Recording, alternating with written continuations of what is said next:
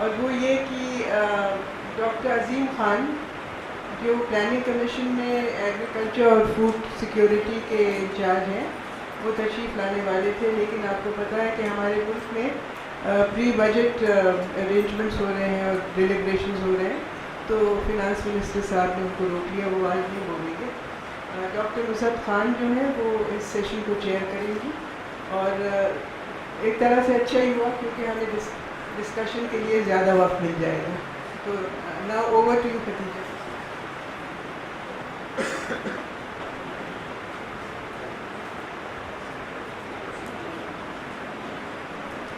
Assalamu alaikum, ladies and gentlemen. Welcome to the second day of the Conference on Climate Change, an existential challenge for Pakistan. The conference today is divided into two sessions, the technical session and the non-technical session with a lunch break in between. I would like to request Dr. Nuzhat Khan to chair the session. Dr. Nuzhat has over 26 years of research, management and administrative experience while working with the National Institute of Oceanography, Karachi. She presently serves as the Principal Scientific Officer and Head of Marine Environment Section of NIO. She has been a visiting scientist at the School of Oceanography, Seattle and Washington, Rosenthal Institute of Marine and Atmospheric Research at the University of Miami, University of British Columbia, Bermuda Institute of Ocean Studies, National Center for Environment Toxicology, Griffith University, amongst many others. Her research findings have been presented at national and international levels, such as the United Nations Development Programme, the IOC, UNESCO, and the Society of Environmental Toxicology.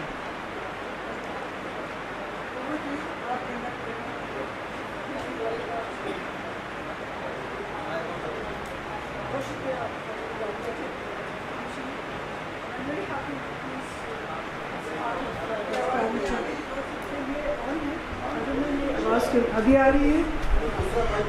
नहीं, आवाज़ आ रही है, on था लेकिन कुछ technical problem थी। I'm very happy to be part of this environmental issues related activities here, and this is really is a time to discuss about the climate change and impact of climate change on our it's not just in Pakistan but our day-to-day life as well.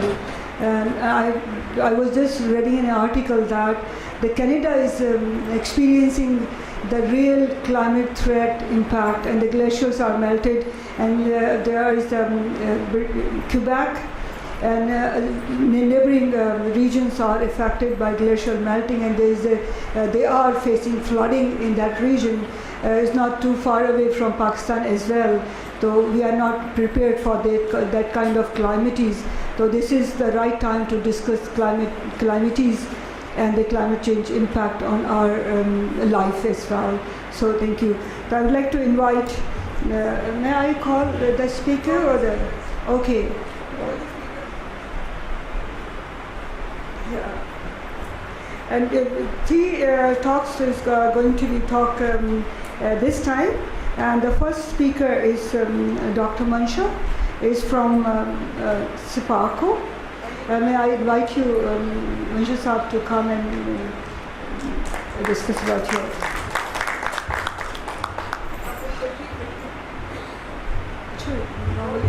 अच्छा, okay, normally हमारे यहाँ जो बुला लेते हैं, okay. हमारा दूसरे जो हमारे स्पीकर हैं and is I don't know where I missed that, is Dr. Muhammad Zia Hashmi, and third one is Madam Tori is not around with us, and the third speaker is Mr. Arif Hassan. Arif sir.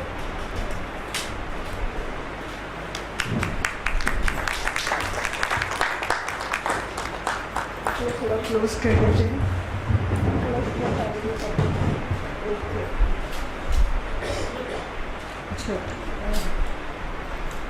Now I would like to start the technical session with the topic of Pakistan changing climate picture projecting is going to be presented by Dr. Mansha. So Dr. Mansha, please.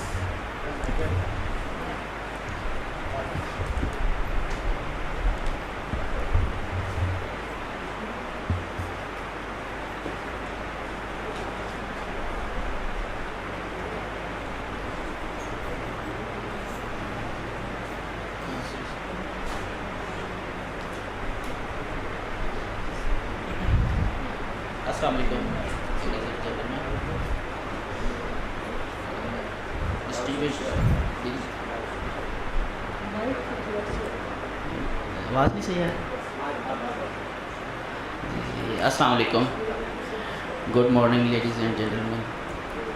First of all, I am very thankful Pakistan Institute of International Affairs for inviting me to have a discussion or a talk on Pakistan changing climates, future projections. It is a matter of immense pleasure for me to be a part of this eminent gathering organized by Pakistan Institute of International Affairs on Pakistan's climate change future projections.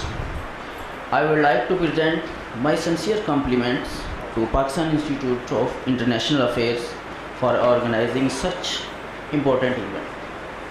Ladies and gentlemen, we all know Pakistan has faced catastrophic floods, droughts, cyclones in recent years that have killed and displaced thousands, destroyed livelihoods and damaged infrastructure. Climate change raised the prospects that these and other natural hazards will increase in frequency and severity in coming decades. A stark reminder that Pakistan is one of the countries that is most vulnerable to the effects of climate change. Climate change is expected to have wide-range impacts on Pakistan, such as reduced agricultural productivity, increased variability of water availability, increased coastal erosion, seawater intrusion, and increased frequency of extreme climate events. Policymakers, planners, investors, and vulnerable communities needs information about future climate so that they can prepare for expected trends and challenges. Climate predictions are estimates of the future natural conditions, while climate projections are the estimates of the future climates under the assumptions of future human activities, related activities such as socio-economic and technical developments. Because these assumptions may not be fulfilled, climate projections are the subject to the high degree of uncertainty. Ladies and gentlemen, evidence from both observed and projected climate indicates that the Pakistan is experiencing the same warming trends as the rest of the world. Significant increase in temperature, heavy precipitations, frequent extreme weather events, glacier melting, and sea level rise have made the country especially prone to climate risks. Despite the importance of the issue, the country lacks a comprehensive assessment of the climate projections at the subnational scales. These are, however, a couple of studies conducted over the regions using different regional and global climate models. Different studies have indicated an increase in average mean temperature by approximately 0.6 degree in Pakistan since the beginning of the 20th century. An increase in number of heat waves days is observed all over Pakistan on annual basis at the rate of 11 days per decade. This is the study which we have conducted using the satellite drive data, and the rise of 30 to 60 days in cold waves is observed in the northwest part of the country, and the number of cold waves in Punjab and the southern areas of the Sindh province is decreased. However, no significant trend is observed in the number of cold wave days across the country. No significance is noted in the frequency of the consecutive wet and dry days. Precipitation is observed to have increased intensity in northern areas of Pakistan by 15 to 25%, mainly during the monsoon season. The frequency of extreme weather events, including extreme precipitations, have shown an increase in trend in northern areas and the semi-arid region of the country, causing the floods-like situation in many parts of the country. Ladies and gentlemen, the main source of Indus flow in Pakistan is snow and glacier melt from the Hindu Kush Himalaya region that contributes about 80% of the annual flows. Scientific studies showed that these glaciers are becoming increasingly unpredictable and receding like other glaciers in the world due to the climate change. Similarly, the studies also project a decline in annual flow with the considerable alteration of the intra-annual pattern of flow. These findings point towards the shift in water availability, which in turn will also affect the agriculture sector. Thus, the major challenge in the region is to deal the uncertainty in flow, especially high water availability with the adequate storage facilities and efficient management. Ladies and gentlemen, under future climate change projections, Pakistan is expected to increase variability of river flow due to the increased variability of the precipitations and melting of the glaciers. Demand in the agriculture water may be increased due to the high evaporation rate. Yields of the wheat and rice is expected to decline and may drive production northward. Subject to the availability of water availability in hydropower sector may decline. Hotter temperatures are likely to increase energy demand due to the increase in anthropogenic activities. Warmer air and rising water temperature may decrease the efficiency of the nuclear and thermal power generation. Mortality due to the extreme heat waves may increase.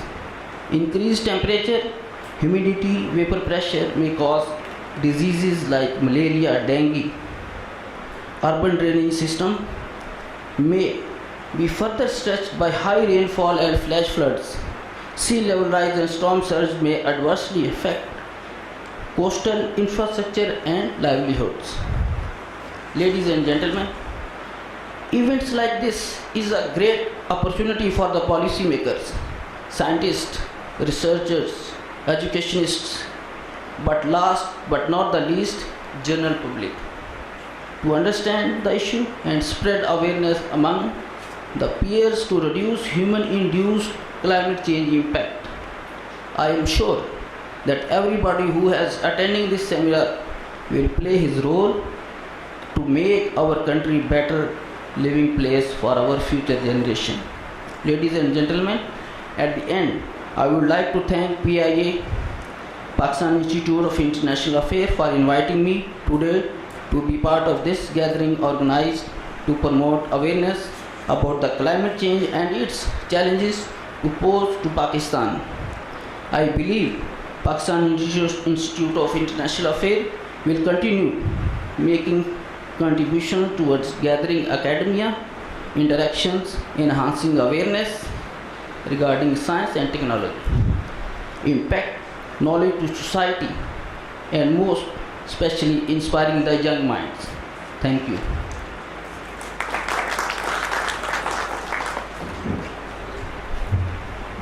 Thank you very much, Dr. Mansha. A very elaborated and crisp presentation on climate projections.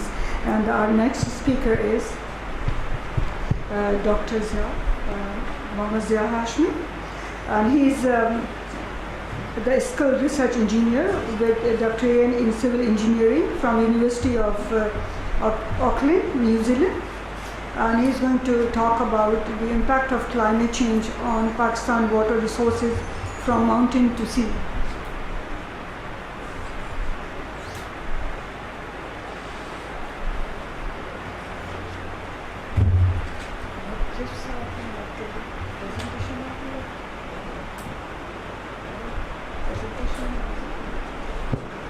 Thank you very much, Chair, and good morning and Assalamu alaikum, ladies and gentlemen.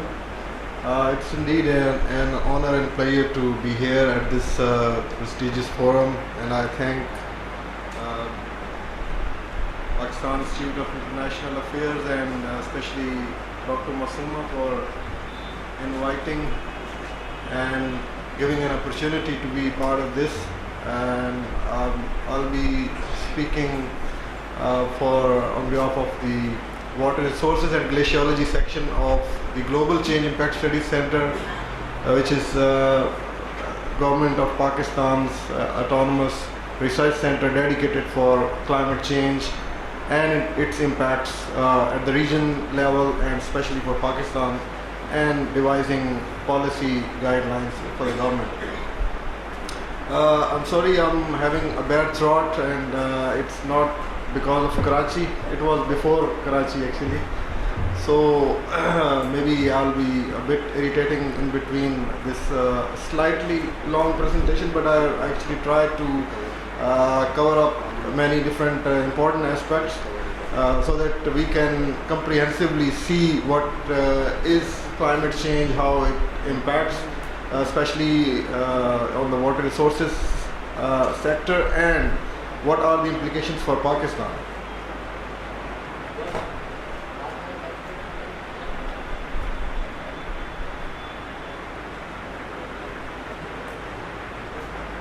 Thank you. So let's move ahead. Before I actually go into the discussion about water and how water is generated and how it is used, there are just in the beginning I have put two slides which basically refresh our knowledge about the Earth's climate system. Most of us know already that the Earth's climate system is basically a complex system having different distinct components, including atmospheres, vegetation, ice and snow, and oceans and land surface. And these different important components basically interact with each other in a very complex manner and controlled by nature. And this whole system is basically run by an external energy source, which is basically the solar radiation. So considering the external energy source as the solar radiation and different important components in the Earth's climate system, if we keep this in mind, then we will be able to understand that what has happened to this Earth's climate and what we have done to it. Let's see here actually on the left and the top left, you see there is a curve which is slightly smoother than the other curve shown on the right side. This smoother curve basically represents the natural climate variability. You see, Earth's climate system is not static. It's a variable system. As we have already seen, it has different components, they interact with each other. So of course there is a natural climate variability, but we believe that when with the advent of the Industrial Revolution, when the different energy sources were discovered by humans and they started using those energy sources, and the Industrial Revolution come up, and in parallel there was a huge sprawl of population increase all around the globe. So with the increasing population and with the extensive use of fossil fuels, we actually pumped into the Earth's atmosphere the greenhouse gases, which actually increase the natural concentration of greenhouse gases around the Earth. And the increased concentration enhance the natural greenhouse effect, which caused the Earth's average temperature to rise rapidly.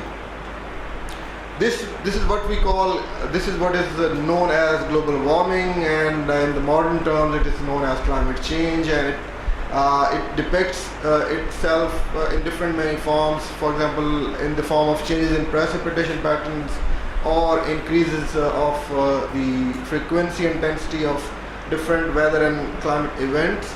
And then it has associated impacts on almost every human sector.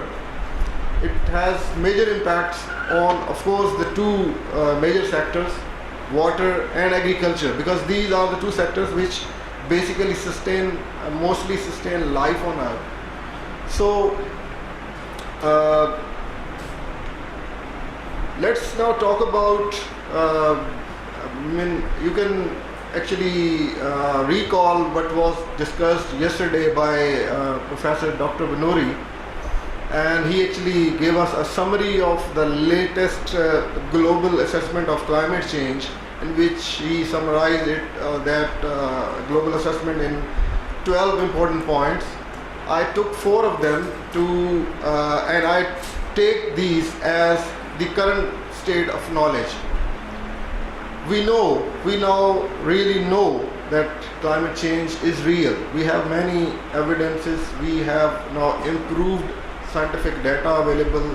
We have, like Dr. Banoori said yesterday, we have now 99% certainty that climate change is there already. So as it was said yesterday, that it is already here and it is here to stay, and this is also now very certain that we humans caused it. So we humans caused this climate change actually is a good news and a bad news at the same time. We humans caused it. Of course, it's a bad news that the place where we live, we actually have almost destroyed it, and we are heading towards a massive destruction. But because we have done it, we can also reverse it. We can adopt a certain pathway, a set of actions which gives us hope that we can even reverse it. So and you see, climate change, considering different reasons, but if we see the global or the spatial perspective of climate change, it is not uniform.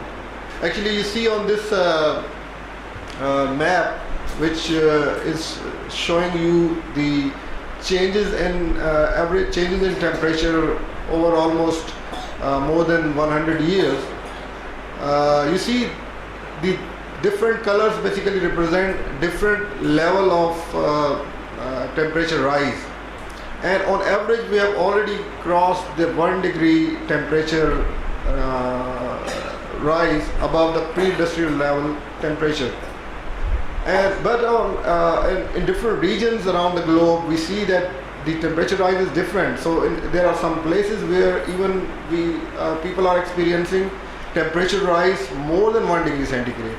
And Pakistan is one of the countries which is actually experiencing temperature rise above the global average temperature rise.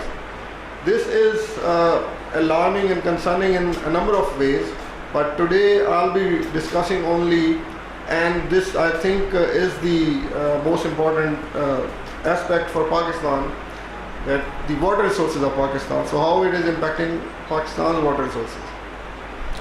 You see, globally, the major manifestation of climate change is in the form of increasing frequency of climate-induced disasters. This a summary graph gives you a quick indication that overall the disasters over the globe are on a rise, but this rise is mainly attributed to the increases in climate-induced events. You see the green and blue basically are representing the major meteorological and the hydrological extreme events and disasters. So because of sharp increase in these climate-induced disasters, there you see, I mean, every day almost, nowadays we live in a media era, and we see reports on international media and even the local media reporting different extreme events. I mean, standing here in Karachi is, of course, 2015, we cannot forget the heat wave which struck Karachi, and it caused a number of casualties. And now we are concerned about an event maybe coming this year, and it may come again and again in future. Especially if we see these disasters happening in the spatial pattern of these disasters. You see in this map, different dots are, different colors of dots are representing different types of hydrological and climatological extreme events. And you see there are a number of dots around Pakistan, and especially the South Asia region is full of these dots. And this is the very reason Pakistan has been among the 10 most climate affected countries for a number of years now. And if I'm correct and I'm updated, currently Pakistan is on number 7 in the list of most countries most affected by climate change. So this makes, gives us a very good idea that climate change and its impacts and its manifestation in Pakistan is a serious concern for Pakistan and Pakistan's future, Pakistan's sustainable development. So now let's talk about what's Pakistan's climate case. Whenever we talk about, and this I have learned from a renowned scholar who I'm lucky that is present in the audience, Dr. Adil, that Pakistan's climate case is actually, when we think about Pakistan's climate case, we always, the three things which immediately come to our mind are the super flood of 2010, the Karachi heat wave, and the drought in different parts of the country, especially in the Thar region.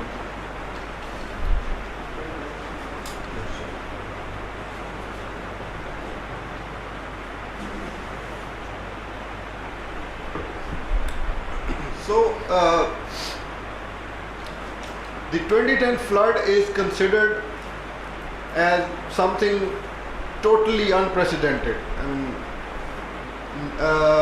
The event was never expected, and it was a huge event. We all remember the devastation it caused. The Karachi heat wave, maybe we were not prepared at that time, and that was the reason we actually experienced more casualties. But now I hope that we are much more prepared. Then the drought. And if we look closely, all the three have a very obvious and strong linkage with water. So Pakistan's climate case is basically all about water. This is what I have learned from my elders, and this is what I believe now, that Pakistan's climate case is basically a water case. If we are able to think about water in a better way, then of course we'll be in a better position to deal with this challenge of climate change. This table gives us an indication of extreme climate events, occurrences of extreme climate events in Pakistan. It compares two different, you can say, time slices. First one, the middle column basically is representing the period of 1985 to 1999. This is the period when we believe that climate change was not much prominent at that time. We used to have flooding events at that time, but you see that the major events are very few in that column.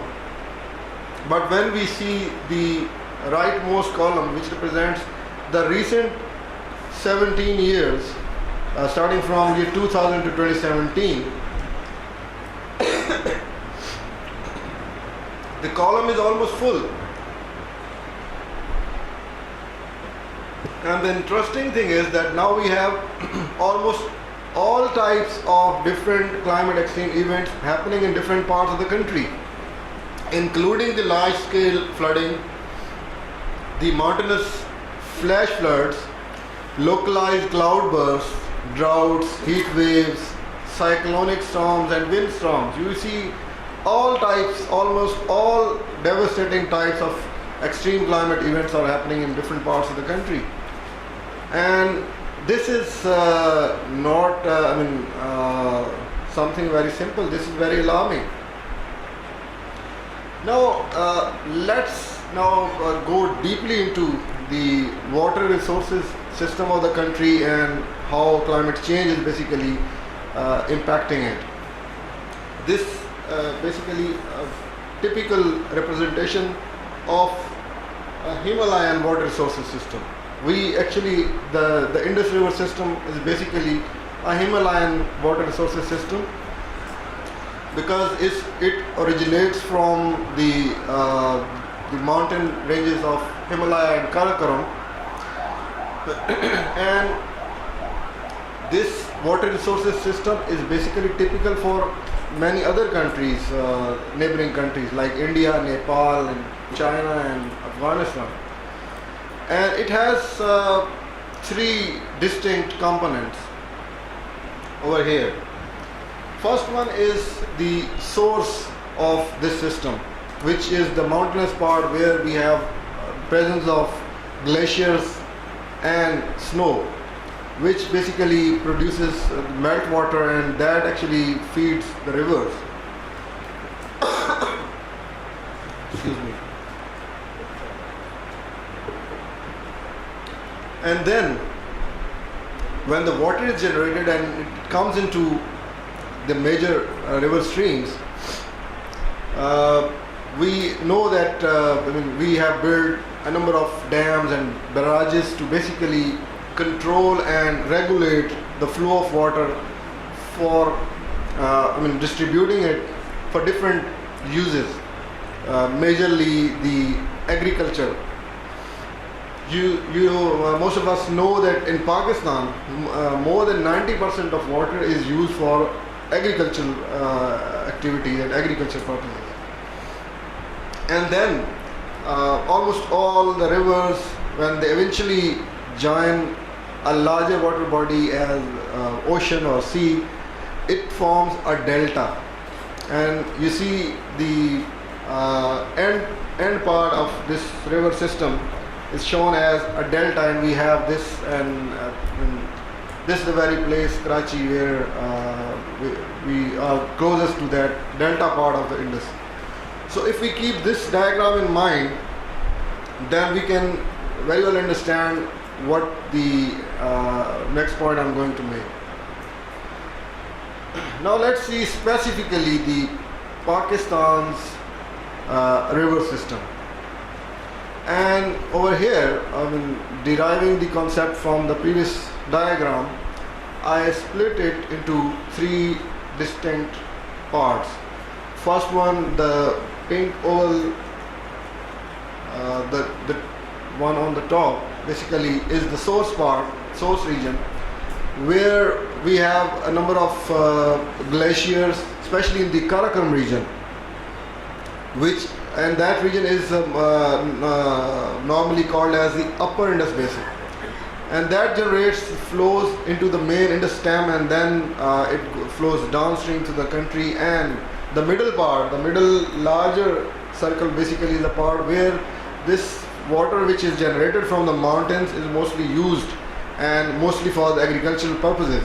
And then at the end, the smaller circle, but this is also as important as the other two components, is the Indus Delta.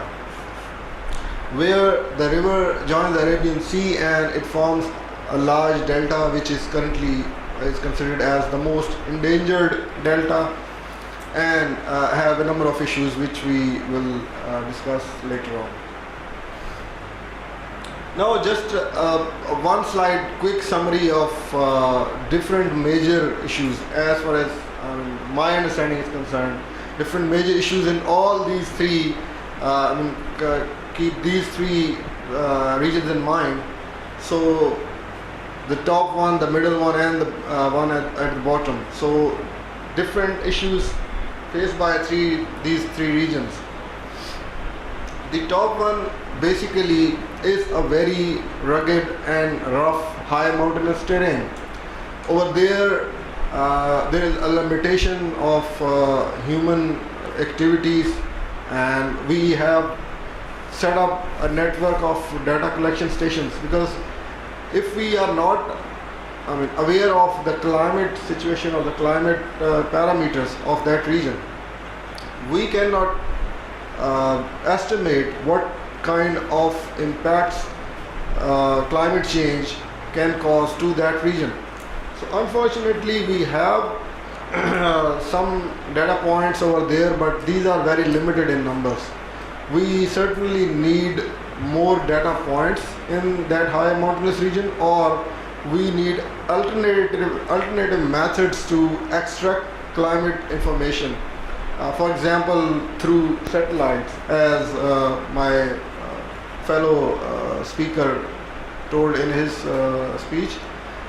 Satellite is a way that in which we can get information through satellites of the region where humans cannot physically reach. Then it has, in one way, we consider it as a blessing that it has a huge concentration of ice and snow, and this is basically responsible for the year-round flow of many major streams in the country. So this is of course a blessing, but this is currently posing a huge risk, because we all know that snow and ice are temperature sensitive, and temperatures are rising. It means that the snow and ice melting patterns are either already changed or going to change significantly, and the melt water which is received by the rivers, the pattern of that is going to change significantly.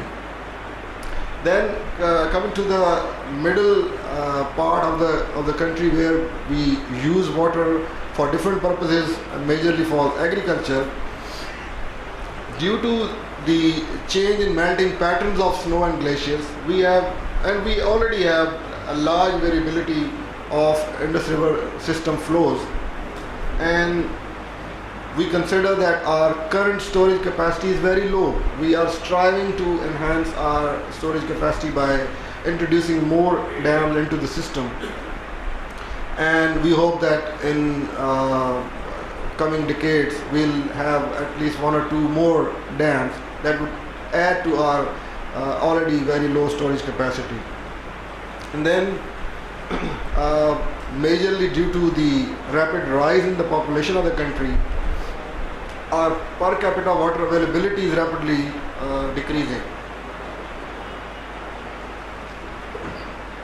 It was around 5,000 cubic meters per annum per person, and at present it is less than 1,000, and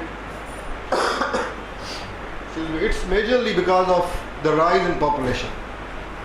But as Dr. Nori yesterday said, that climate change is basically a threat multiplier or risk multiplier. So if the climate change implications would take effect, it would further deteriorate the situation, and we would be facing a lot of challenges in the future in terms of water availability.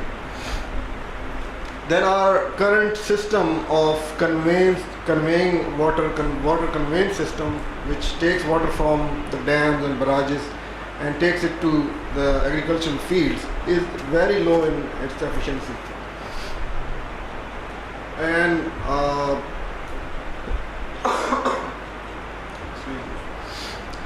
our all of our water resources are transboundary basically. So no major water stream is originating in Pakistan. So you see all major rivers are originating from across the border, from China, from India, and then coming to Pakistan. So of course it gives us, does not give us full control on our waters, which is going to be a huge challenge in the future.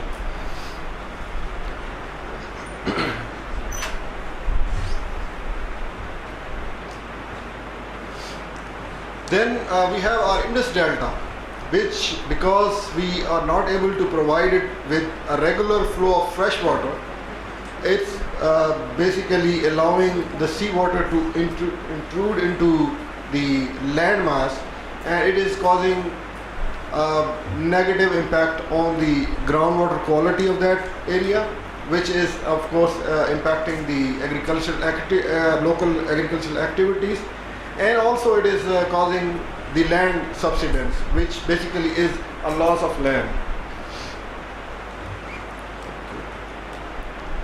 Now, what should be our response if these are, we see these are huge challenges? So I feel that our response can be, our response can be three-pronged, starting from robust research, and then based on that robust research, we devise policy and policy direct action. And before all of these three, we should have a national climate agenda, and luckily we have it. And it has three major points. Our national climate agenda has 3 points. Number one is the safety and well-being of the people. Number two is sustainable climate-friendly economic growth. And number three is fulfilling our international commitments, because we are a responsible nation. So guided by this Pakistan's climate agenda, which was given by Prime Minister of Pakistan in the year 2017, now I would talk about a bit of the research aspect, and especially focusing on what my center is doing and what we have come up with some recent research outcomes. Before going into that, quickly I would tell that when we try to assess climate change impacts on a water system, it basically is guided by this very simple equation, which shows that we actually are after assessing vulnerability of a water system.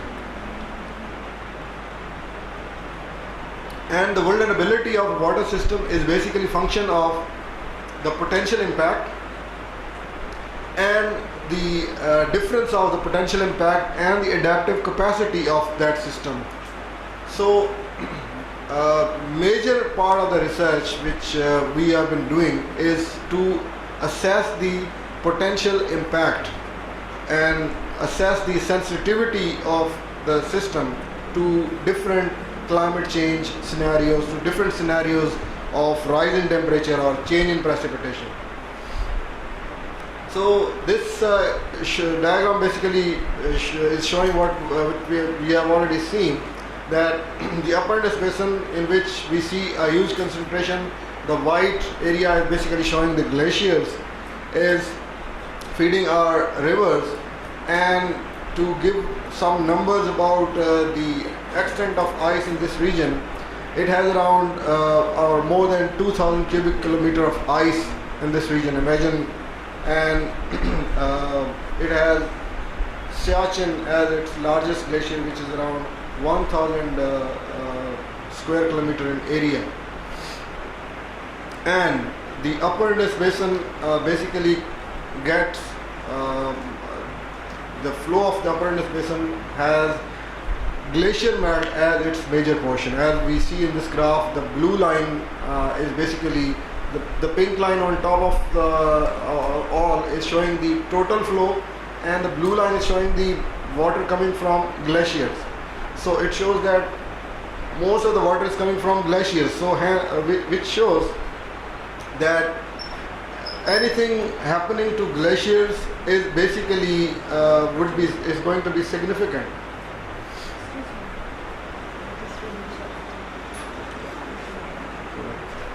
So you see, we all know that there are a number of examples of retreating glaciers around the world in US, in Alaska, the Swiss glaciers, the eastern Himalayas in India. And the alarming fact is, there is now one glacier that no longer is.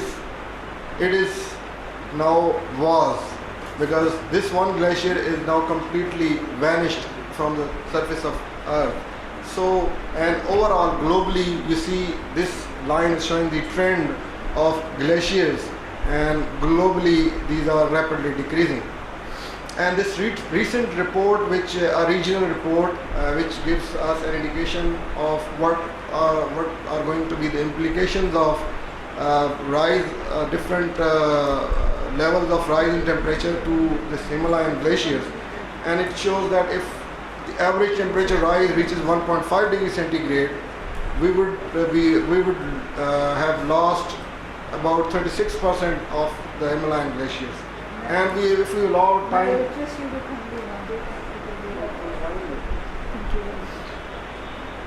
So, yes. But I thought I had more than around half an hour. This is.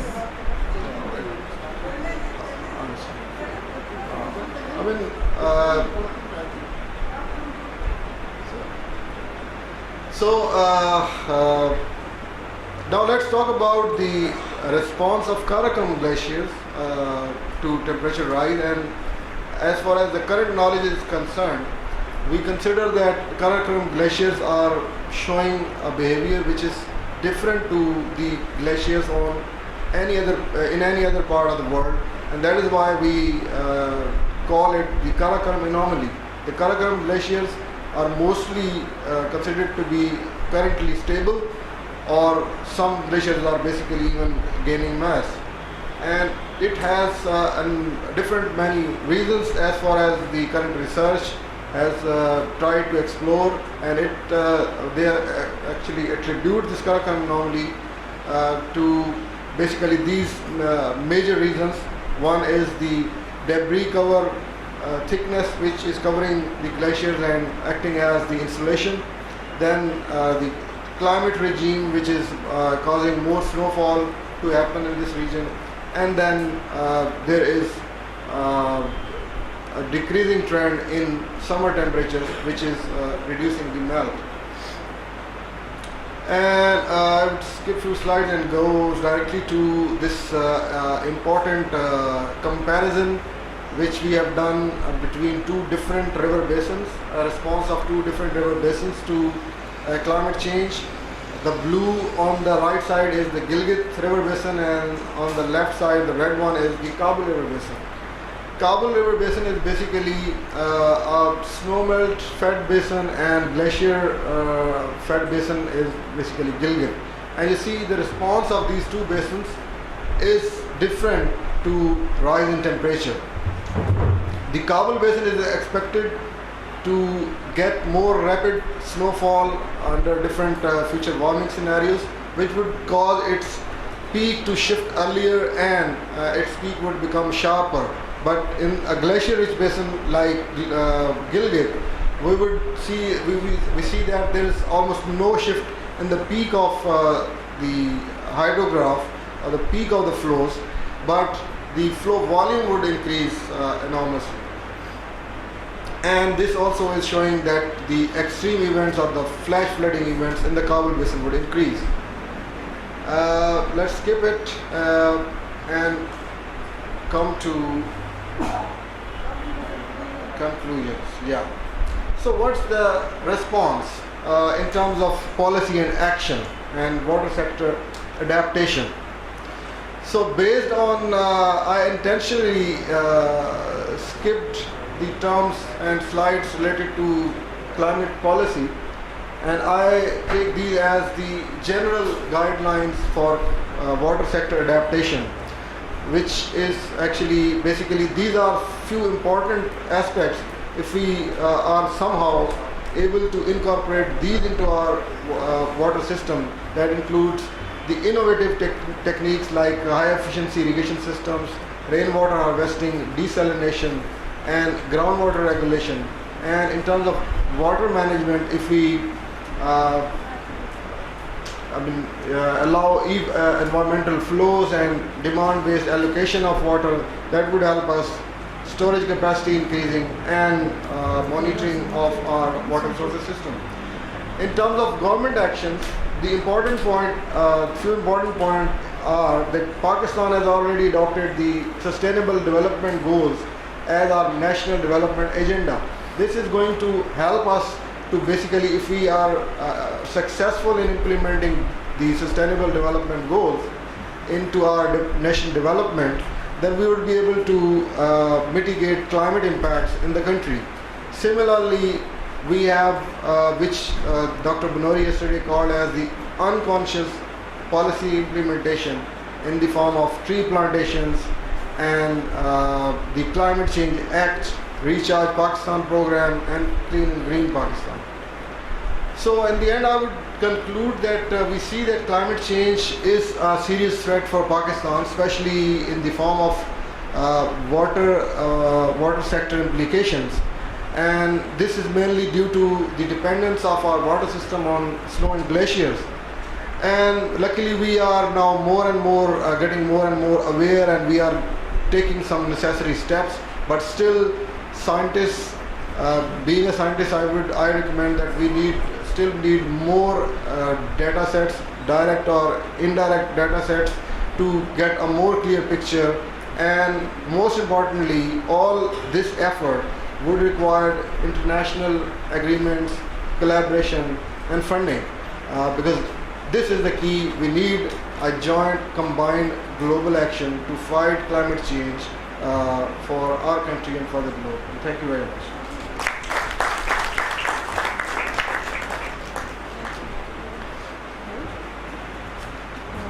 Thank you very much, Dr. Zia, for a very elaborated presentation.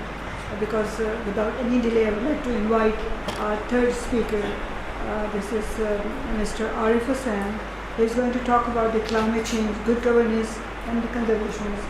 Mr. Arif Hassan is a Pakistan architect and planner.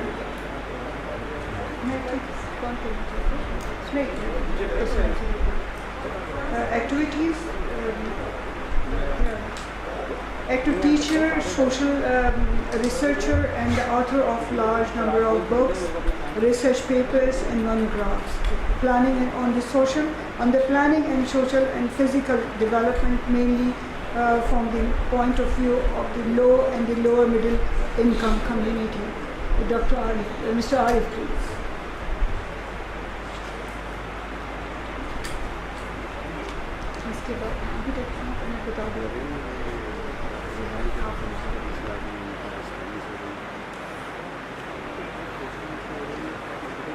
First of all, I would like to thank the Pakistan Institute of International Affairs for asking me to come and share some of my views, not really on climate change as such, but the relationship of climate change with governance.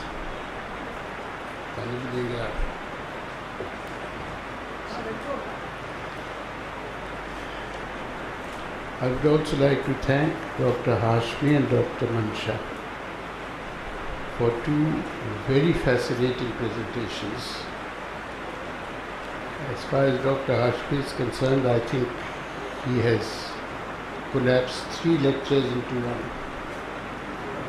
And it would have been good if there had been 3 lectures and we could have discussed each lecture separately. I learnt a lot. Dr. Banuri told us yesterday that climate change is here to stay.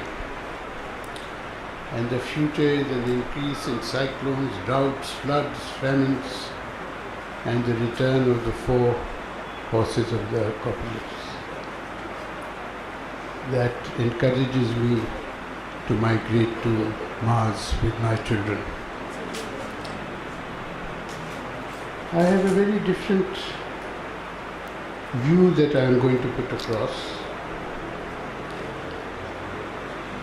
Climate change is real, yes, and the government of Pakistan has reacted to it by setting up a ministry, a secretariat, there is a network of NGOs, there are research organizations, there is a disaster management authority at the center, and the province is well, and likely to be at the district level as well. I am not a scholar like the previous 2 speakers, but I have worked in disaster-prone situations for a very long time. And my understanding is that these centralized organizations do not have the ability or even the possibility to mitigate or deal with disaster situations. It is the existing line departments such as irrigation, forestry, roads, if they are strong, if they function well, if they carry out what they are supposed to carry out, mitigation and management is possible. Similarly, at the urban level, if the development agencies function, if the maintenance and operation agencies function, you can manage certain aspects of climate change. If they don't, you can't manage it. We have spoken about the 2010 floods. I had a lot to do with these floods, not in creating them, but subsequently in working in areas where these floods took place. I can say one thing, that the volume of water in 1973 and 1989 was much larger than 2010. But why was it so devastating in 2010? It was simply because the line departments did not function. Embankments had not been maintained for years. Desilting of drainage channels had not taken place, although large sums of money had been allocated for it. Canals, in many cases, for over 2 to 3 years, has not been stopped for desilting. Deforestation had taken place in the floodplains, because of which water runoff could not be contained. So these were the failure of the irrigation department to carry out its normal functions that it is supposed to carry out. Similarly, we had roads constructed across the floodplains at a height of 15 to 20 feet, whereas under law they cannot be constructed but at the level of the floodplains. So these roads blocked off water runoff and caused immense flooding. In many cases, roads had been built without culverts. For example, Chairperson, where I was asked to come and look at the situation and see what could be done, had a bypass, and that bypass had no culverts for water to be drained out of the city. The city simply flooded and people had to leave the city. This again was a violation of existing rules and regulations. And we could not deal with it because making a break in the bypass meant flooding a whole area of agricultural fields. तो बैठे रहे कई महीने तक पानी सूखेगा, लोग वापस नहीं आ सके.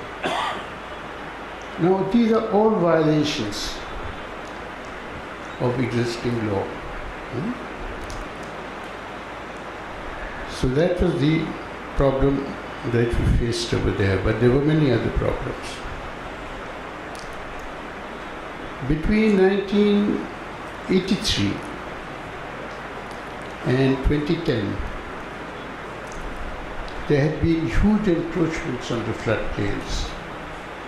Villages had been created, factories had been built, mainly rice husking and cotton reading. Schools had been built. Again, under law, the floodplain is clearly demarcated and you cannot build anything permanent over there. But it had been built and the whole floodplains, you can carry on agriculture, कच्चे की ज़मीनों में आप करें, उसको कोई पाबंदी नहीं है, but you move out during the flood season. So this is what I noticed in my work in 2010 and again in 2011, it was the same story. Whether these institutions have changed or more effective today than they were previously, I have no idea. The other issue that we will have to deal with is expanding human settlements. Today, 50% of Pakistan lives in settlements of more than 5,000 persons. By 2030, there will be an increase of 30% in this, which is a huge increase. And they will need water. So where will this water come from? 92 to 95% of water in Pakistan is spent on agriculture. So for the new settlements that are going to increase, the water is going to come from what is used for agriculture. So what do? We will have to conserve water. And there were two projects of the government of Pakistan, government of Sindh and the government of Punjab. One was land levelling, because we practice flood irrigation, which consumes a lot of water if the land is uneven. Where land levelling, laser land levelling has taken place, like in many cases in central Punjab, there has been a reduction of 20 to 25% in water use. The other program that was launched in the 90s was lining water channels. Again, it was claimed that about 30% reduction in the use of water takes place where they have been lined. Why these two programs, which were begun with great fanfare, have not progressed, have not developed, I think is something that needs to be seen.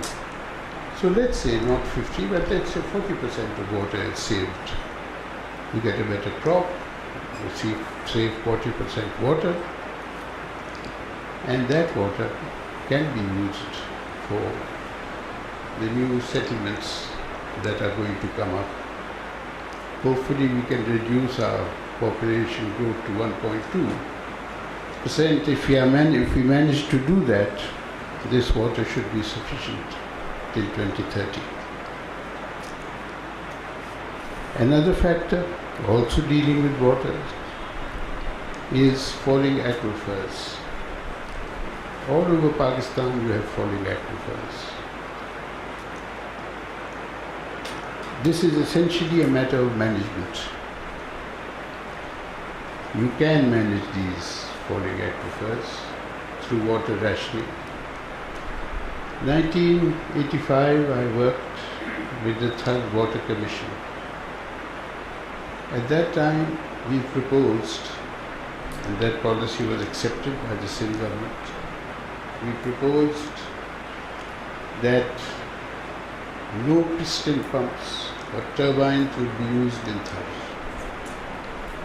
Nothing more than 1.5 horsepower centrifugal pumps would be used. And there was a whole policy for recharging the aquifers through directing rainwater into depressions. Well, that policy was never followed. Instead, water schemes came that completely depleted the rainwater aquifer which the people used. And today, Thar is almost without water because of these policies. If I look at droughts in Thar from 1901, there has been very little change in the nature of droughts. There is a regular cycle of droughts since then. Maybe climate change in the future will increase these droughts. I don't know. Right now, from 1901 till now, there is no major change. But the water has disappeared. So this is a management issue, and with Thar coal now having come in, this rainwater aquifer from which people draw their water is going to disappear almost completely.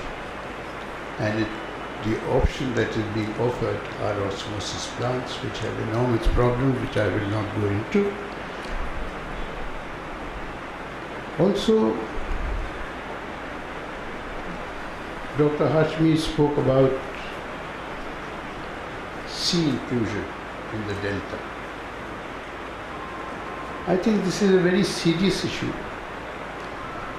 because there are those who believe that even a drop of water that goes into the delta is a waste, including our ex-Chief Justice. He also thought so.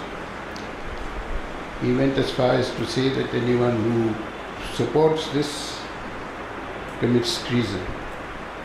So anyone who wants to save the delta is a non-patriotic Pakistani, should be sent to prison. So this is a very important aspect. I don't know how we will manage it in the long run. But Dr. Hassan, who is himself a hydrologist, once made a proposal. I am not an expert, I cannot judge the seriousness of the proposal, that there should be dams on the distributaries of the Indus in the delta to store water. There was a lot of argument for and against this. I cannot judge this. So I'll just put this before you, that this was his proposal. I will also like to mention a few other things. The heat island effect in Karachi.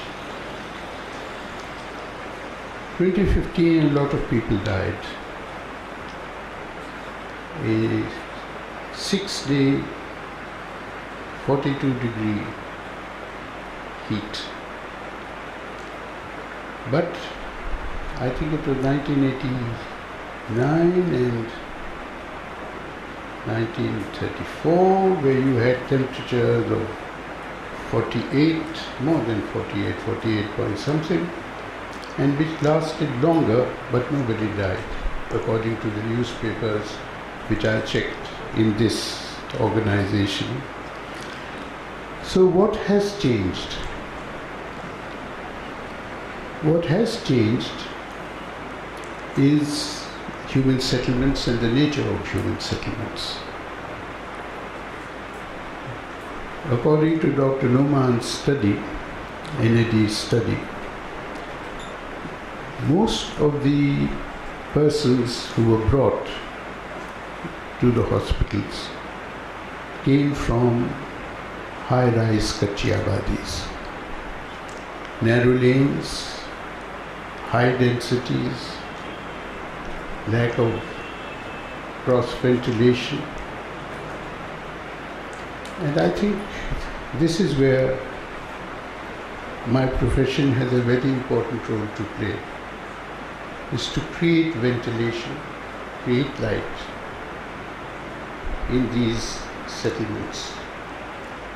Also, to develop cheap methods of insulating external walls and roofs.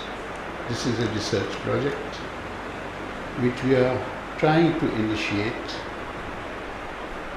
Cheap methods which can be introduced to contractors in these settlements. And I think it will go a long way to solving the problem. Now, the other very important issue is maintenance budgets. We spend huge money, enormous capital costs on developing infrastructure. But if you look at the budgets for their maintenance and subsequent replacement, they are almost nothing. Take Karachi Water and Sewerage Board. It's not even 2% of what has been invested over the years. It cannot be managed like this. We need investments to maintain them, look after them.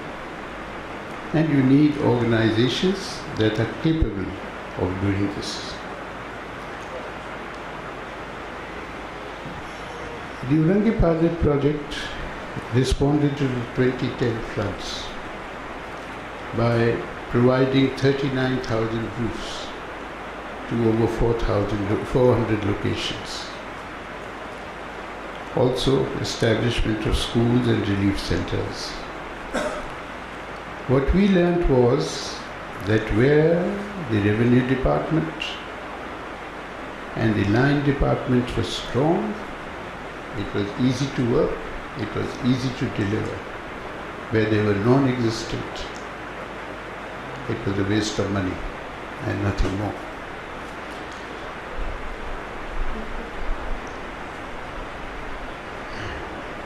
Now the real issue is, in my mind, especially after listening to these three presentations, Dr. Benoodi's, Dr. Hashmi's and Dr. Mansha's, that what we really need are strong local level institutions. They already exist. It's not that they don't exist, they do. They have their charter. They have their responsibilities very clearly defined. These centralized organizations like the Disaster Management Authority are not an alternative to them,